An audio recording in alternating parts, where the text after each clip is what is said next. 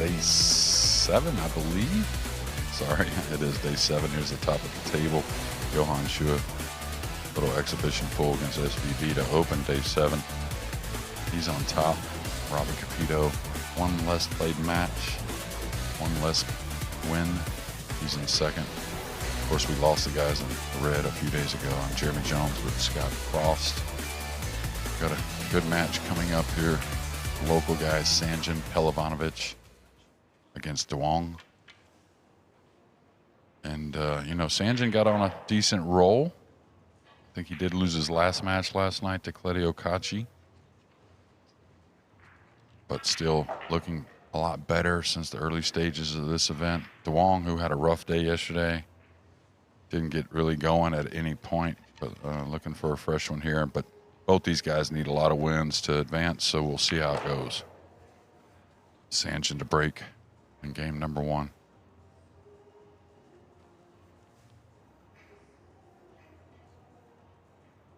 Scott, you saw all that first match from Chua, and it was something special, huh?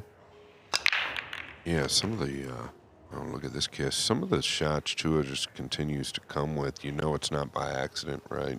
He cuts the ball as good as any human I've ever seen in my entire career. He just come with one after another after another. Yeah, I walked in and just took a look at Shane's face, and I knew it wasn't good without seeing the score. And, just how it is. He didn't have a good day yesterday. Wanted a positive start here today to get himself going, and now I think he needs a lot of wins as well. Yeah, the mindset for SVB might not be where it needs to be. Hopefully that changes. He did make a positional error when it was 1-0 Chua. That really snowballed on him. Yeah, tough opener here, but trying to go one rail into the 9 maybe. Oh, great shot. Yeah, I think he caught the 3 there. Oh, he did. Wow. It's funny because I saw DeWong kind of look like he was going for his cue, and I was kind of wondering if he had an opening shot here and what the safety might be. Yeah, good call. Looking at a 3-9 combination, and one he's supposed to make, but could just have a clearance instead.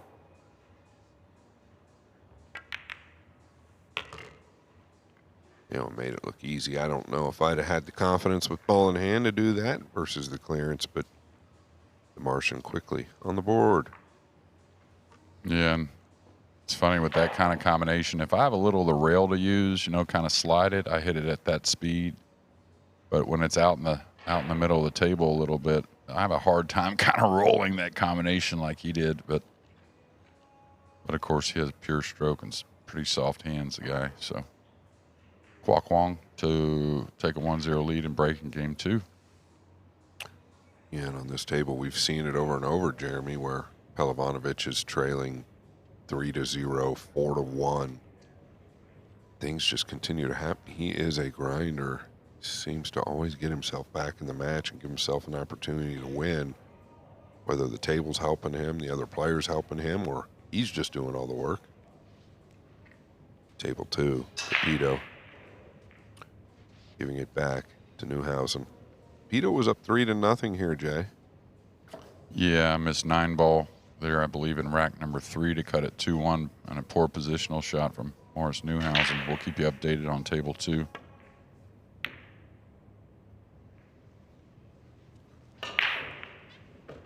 Great break off.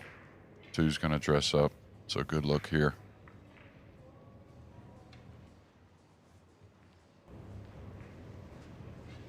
A little wet outside today. Been raining pretty much since the AM, and it's harder rain, I think, earlier today than as we've had the entire trip.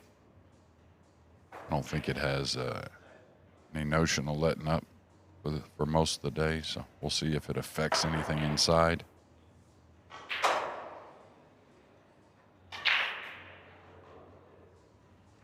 Now DeWong sizing up if he can draw past the 6. May just get in position to take the 3 in the upper left. That's kind of what I like. Just make sure you're not cueing funny over the 9. Okay, watch out, pink.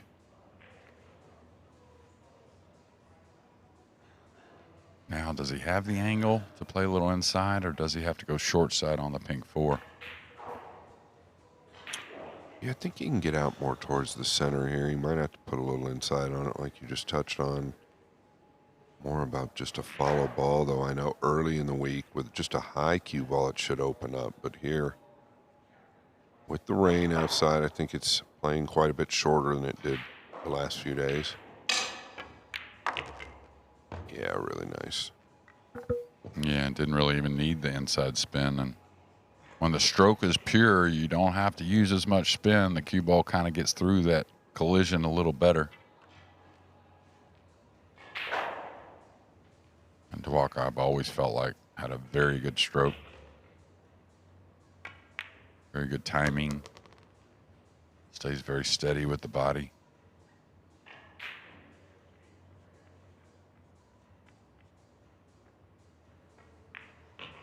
Moritz Newhausen on table 2 in position to tie that match. Of course, Capito, his record will tell you how impressed we are this week, especially with all these keelers he's been knocking off. But that's the one he wanted back, but Moritz has impressed me as well. Really, really solid pool, and I think this type of event can go a long ways for him. Yeah, you see Duong right there. He just got up right before went to this replay. Got up off the ball for just a second. He does that from time to time, but he didn't get all the way off the ball. Just misjudged pretty heavily there. Or you were talking about one way or another with this guy, and there's a little of that help from his opponent. Now Sanjin the same, may have to go through this, I'm not sure, to get nice and heavy on the brown 7. May just be able to stop the ball.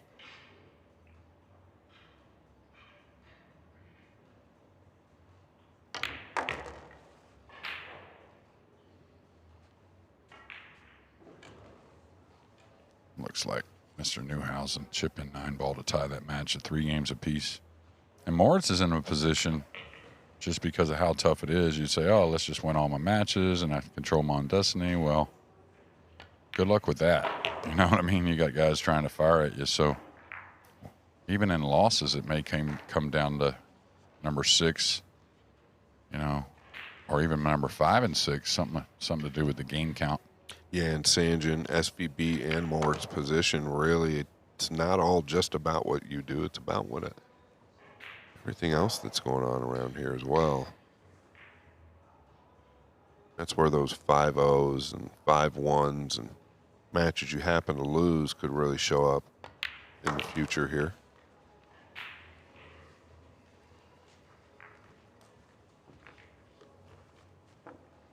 Yeah, some players played 4 matches yesterday. Some played 5. Of course, you'll have the opposite of whatever you played yesterday, which will total 9 matches between the 10 players for each of these players in the round robin.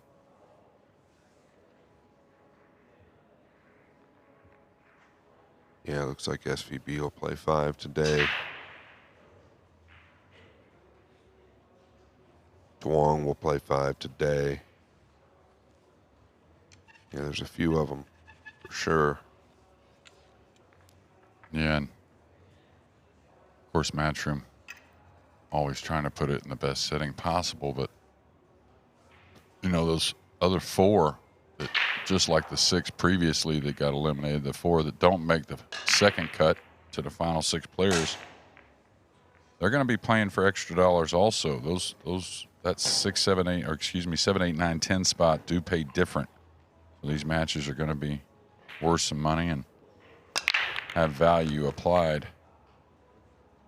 Yeah, it's day 7 finally getting a little to Capito here on table number 2. He broke dry again, and the most emotion out of him that I've seen by far this week. Yeah, I caught a little bit of it yesterday. He showed a little frustration at times, but a guy that doesn't show a whole lot usually. All right, great break off. He's been breaking the balls really well. Just got a pure one up in the corner. Just roll the ball out to the center of the table. Everything else lays very nice. So, like always, the shot of the rack here. Yeah, knowing Sanjin, he's the type of player that just likes to stun everything, hits things at times with maybe a little bit too much speed, but he feels more comfortable. And I get it where he's stunning, but here, like Jeremy said, I think you just got to float this up. And he doesn't feel comfortable when he's shooting those type of shots, it seems to me, and that's why he's more to the stun ball. Yeah, and, technically wise, just a replay is very hard to see because it's always seems like a little bit of a slow motion kind of replay, but a little quick with the backswing there is what it was. And, if you excel in one area or the other, just play like a few days worth without any stun. Just get through the racks and see how you can do rolling the ball around or maybe sweetening it around somewhat.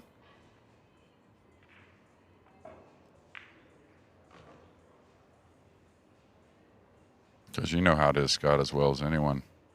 When it comes to winning big matches and tournaments, should make this, but you never know with the cue ball now. But, the pool gods are going to make you shoot some of those ones you don't like. It's always going to come down to a crucial shot. Man, if I just rolled over a hair more, I get to hit it this way, but now I have to hit it in a way that maybe I'm not most comfortable. Yeah, that never seems to fail, right? You've got a shot you're struggling with all week, and the next thing you know, you're staring down the barrel of it like 3 times in the first game of the set.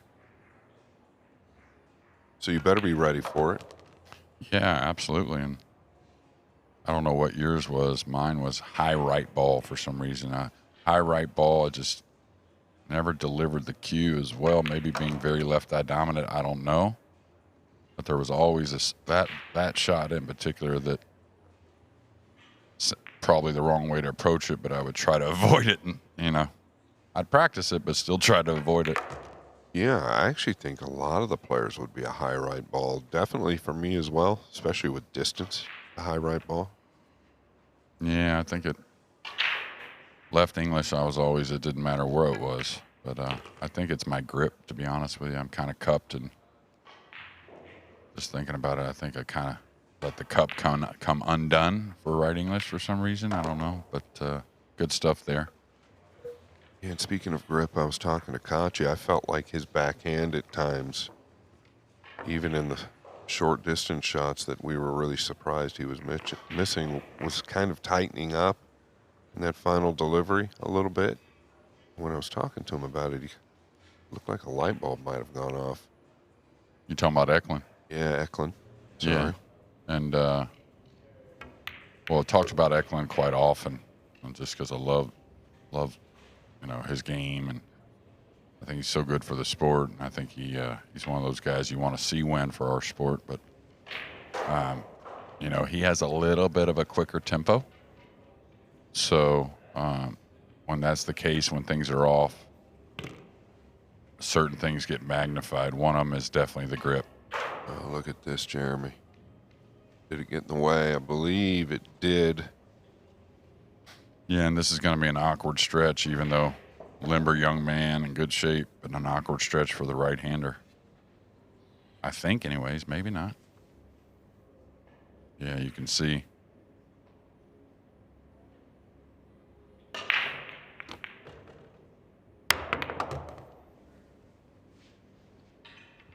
All right, Morris did knock that ball down, but like anything, when you get a little out of line, whether it's a jump shot or not, usually costs you a little bit on the next shot, and he's got to come with one, I'll tell you. Great break off here.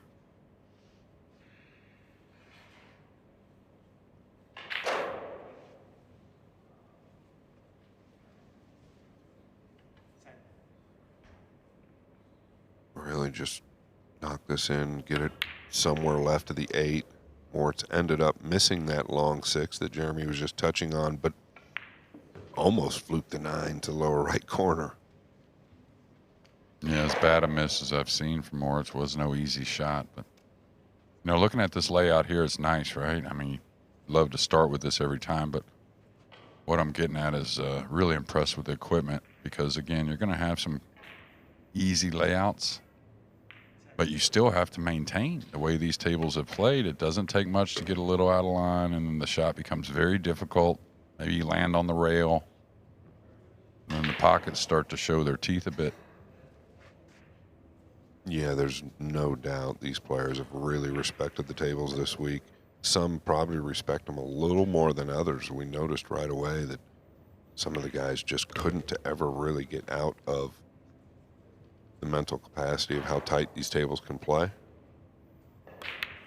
Yeah, well, last week, I don't know why, but last week we had them playing a little softer overall, so that transition maybe. You could tell, I think, that some were thinking about the pocket initially from the start of the event, and then some weren't. All right, fell a little flat here. You can usually cheat to stun pretty easily and get a lot of movement. Going forward can be funny from close quarters. I like coming back with the stun myself. That's why spinning the ball, you just can't predict it. Because the cue ball, when you're in close quarters, never really gains that energy, right? Kind of just like if you had ball in hand, you would never set it up real close because you want the cue ball to kind of develop, as it goes to the object ball. Yeah, what side do you think he was trying to stay on, the right or left of the 8? Well, if he was trying to stay on the right of the 8, I think we would have saw a lot less swing there. So I think he was trying to go past it myself.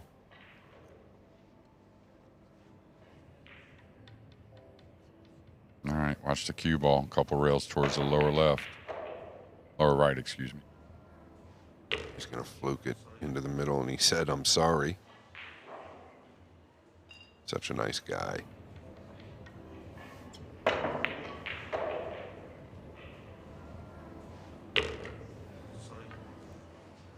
right, Robbie Capito did get out. He's up 4-3. Yeah, table number 2 not breaking real well.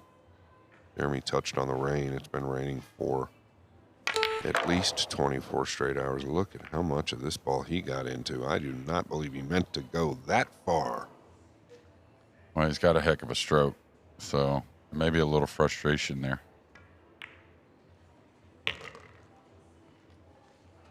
All right, 3-1 to the Vietnamese champion, and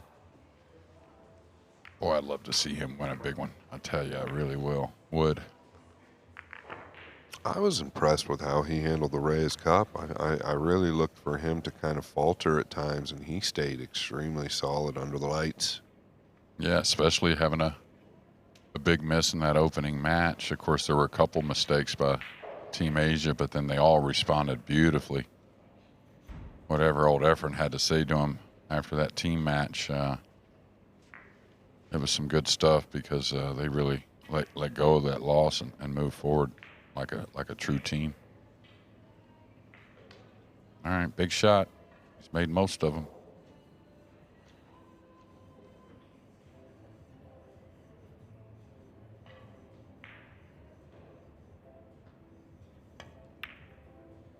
Yeah, I wouldn't say dead center, but pretty darn good.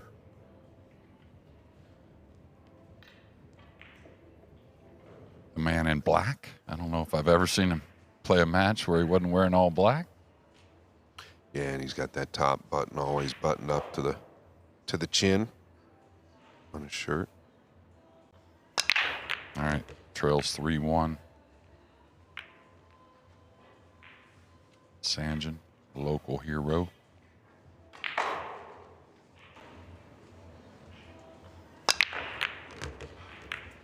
And a ball coming from nowhere. It's the 8. Knocks the 2 right back up to the top of the table. Yeah, Capito got snookered on a very open shot on the 2 ball, so we'll keep you informed there. Could go hill. Yeah, I like banking the 2 past the 3 and 4 and maybe snuggling up behind the 8. Might go for this. Well, that's plan B. I don't know if he got there, Jay. A little heavy into the 2. Maybe a touch thinner.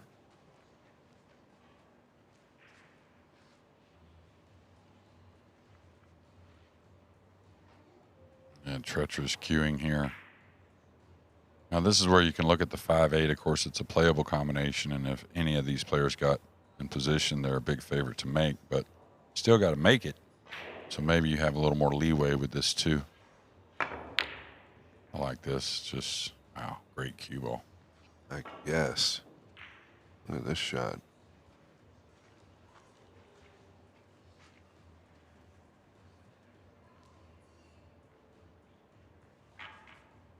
You can go off. Well, you could swerve to the left of it. That's the way I like more than the right.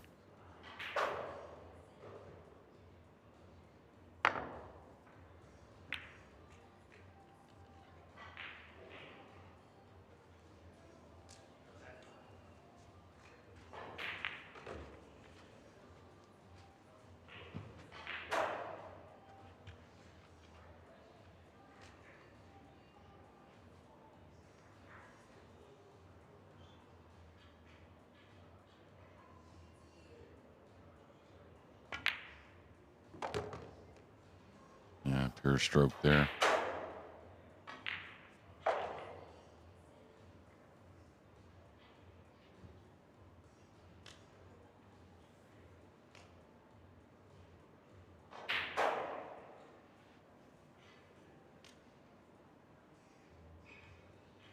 All right, we should get a look at that 5-8 combination we were talking about here in a moment.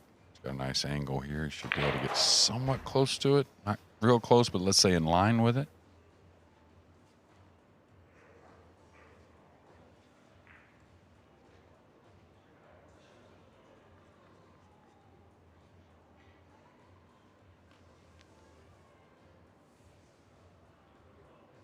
Doesn't need a whole lot. Should be a light stun across.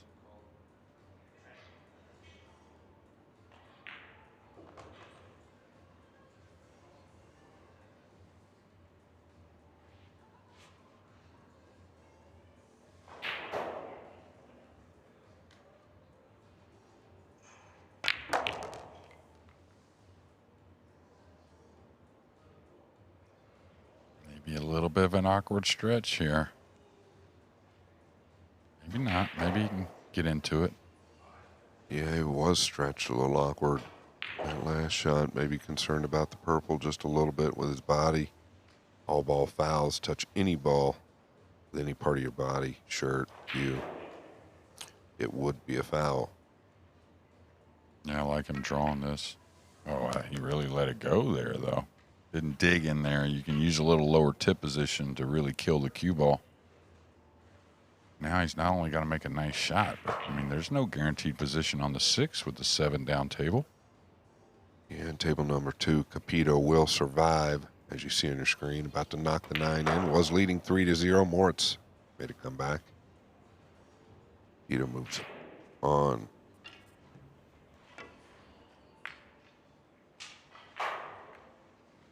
Yeah, and that's what we were talking about earlier. You're going to get some good layouts. You're going to get balls or racks you're supposed to run, but you take one shot off mentally, you get a little out of line with the cue ball. Now you can see not hit terribly, but didn't take much to cause a miss. No, I agree, JJ. You're right. He could have got into the combination a little bit better and maybe held some distance off this right long round that way.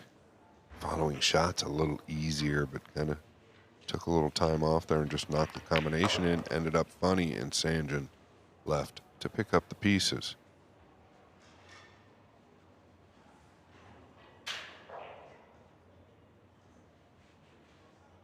Yeah, nothing much here. Just a couple easy balls to make it 3-2.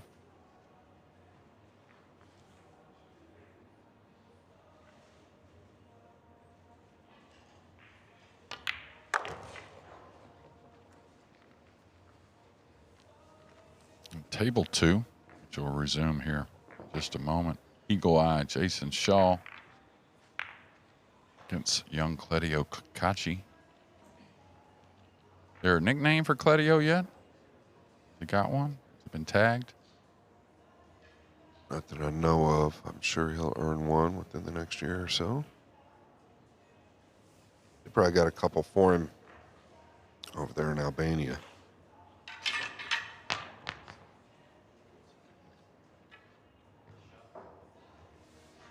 Hats off to our referees. Been working long days. Not only last week, but of course these 8 days here for the PLP. Yeah, racking the balls, especially a big guy like that. Over time, that lower back has to start to feel it.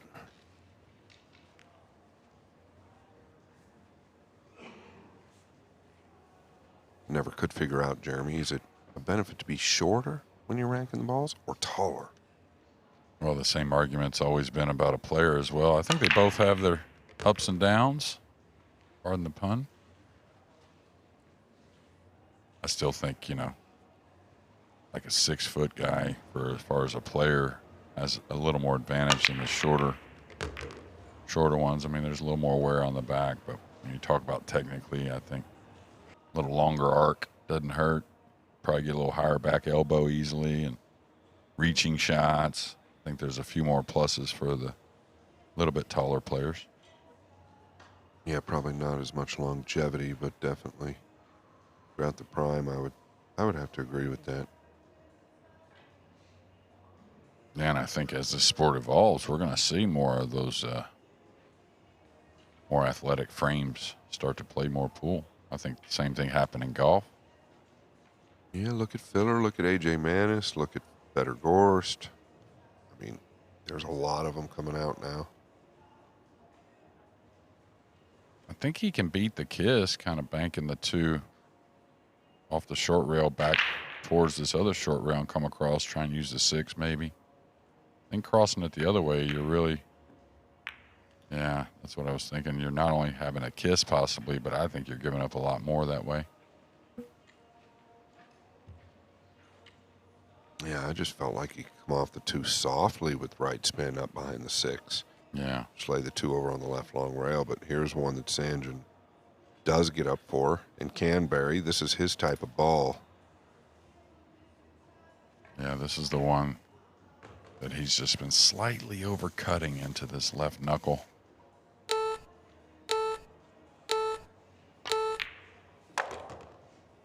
Pretty pure. Yeah, might end up on the rail here a little bit, but so close to it. The rail's not the end of the world. Wants to carry some type of an angle. I don't think you come past the purple, but he might. Oh, that might have always been the problem. I didn't know that he'd try to come past it, and I don't think he did, Jeremy. I think all he really tried to do is get off the rail. Well, if you watch the 2 ball, it was a real sweet stroke. And once you calm that swing down a little bit, and I know he's trying to do that, you're going to move the cue ball a little easier. And so I don't think there was a miss hit there or anything like that. I think just got a little more movement than he expected. Yeah, he's just, but we've touched on it. He's one of those players that like to put a little more into the power, right, with the shots instead of the finesse. And that's when you can have a problem trying to get into tight areas as well. Yeah, this guy here is certainly a shot maker and elevates the cue as well as anyone, I think, near the rail. Usually stays very steady. Now this one's in between. He can't just let it go.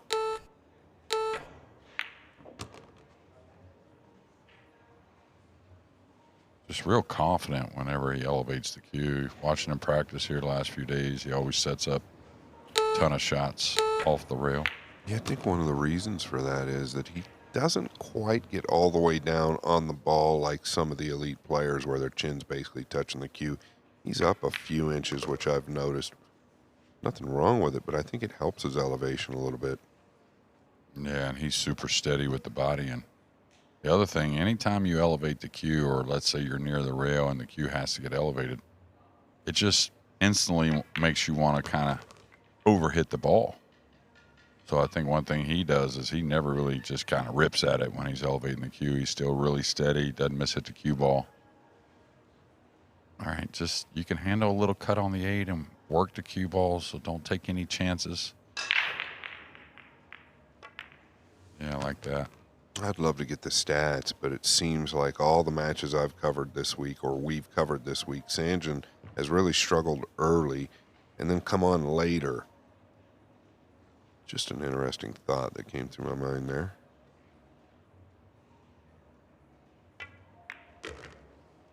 All right, this may be a little 50-ish. It's okay. Definitely missable, though.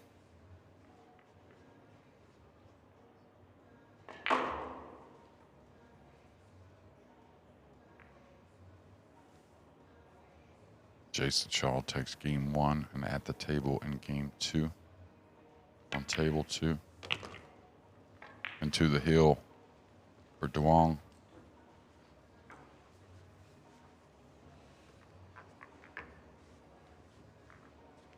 And these two, their dollars they're playing for, like we talked about, with the outside chance of making that final 6.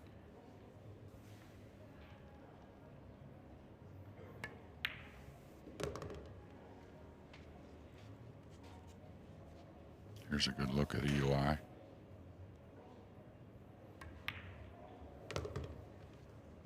Yesterday, really in a kind of like a comatose mood. I didn't see him laugh or joke around really at all in the early parts of yesterday. And today, back to himself, kind of joking around, lighthearted, having fun. Yeah, and you know, yesterday some of the matches didn't show how well he played, but one thing, Jason hasn't had any bad losses when he has lost, not that I can recall. Always been in it seems. So yeah, I think SVB beat him 1 set 5-1, but that was 4 days ago. Yeah, we'll get more of Eagle Eye and young Cledio.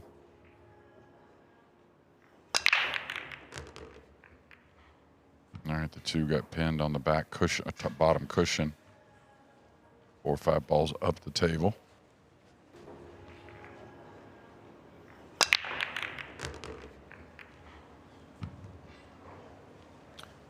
Yeah, and I believe his last break got pinned to the top cushion.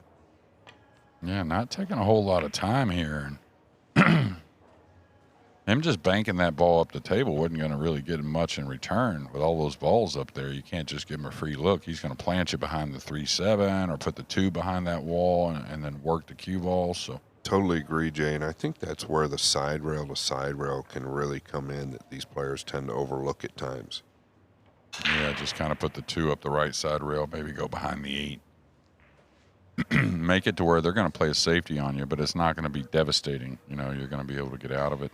Yeah, exactly. And even if you can see the ball, right, when you go side rail to side rail, they don't have as much to hide behind. I think that's really important. Yeah, they're usually kind of clipping and running the cue ball, and most players do a great job of that, but it's still always hard to get the snooker. Is he going past this all the way to the pocket? He needs to go a little bit. I don't know if he has it or not. Yeah, you kind of would have thought that he would have taken a little longer look at where he wanted to be there. Maybe concerned about the corner pocket. I don't think he has all of this, Jeremy. No, I agree. Not a good touch there.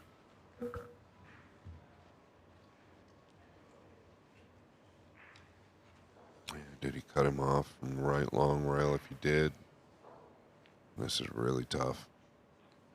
Might be value going from the left, actually. I like slow roll, put him on the purple. Yeah, maybe that's just a little experience, not recognizing that shot. That shot was pretty easy overall. And the main thing about that shot is you may not get the snooker, but you're not leaving him anything offensive. Jason Shaw did get out, took the second game 2-0, just broke the balls in game 3. Just needs to go forward a little bit.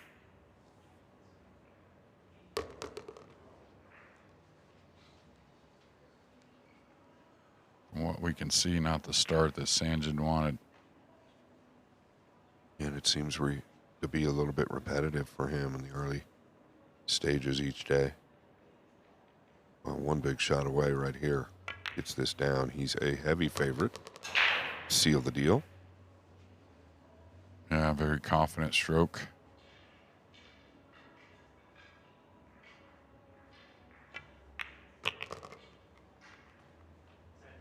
Okay, simple work from here. Just draw the cue ball a little bit. Get an angle on the 7, 8, and 9 grouped on the bottom end. Yeah, and Duong 9 of 20. So direly needs this and then some.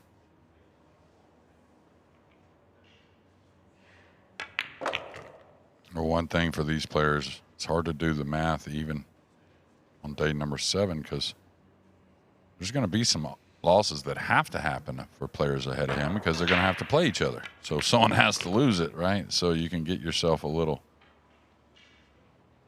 wire's a little crossed in the brain if you try to do too much math prior to playing these matches. So just do your thing, keep knocking these balls in.